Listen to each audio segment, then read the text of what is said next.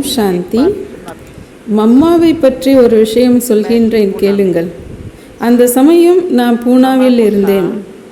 மம்மாவை பாபா சேவைக்காக அனுப்பினார்.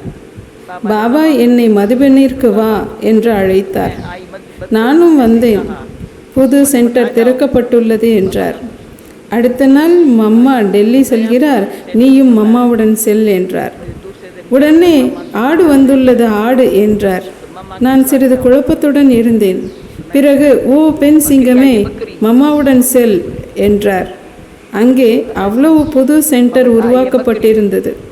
திடீரென ஆடு என்று அழைத்ததும் முகம் சிறிது மாறியது. பிறகு என்னை மம்மாவுடன் ட்ரெயினில் அனுப்பினார். நாங்களும் டெல்லி சென்றடைந்தோம்.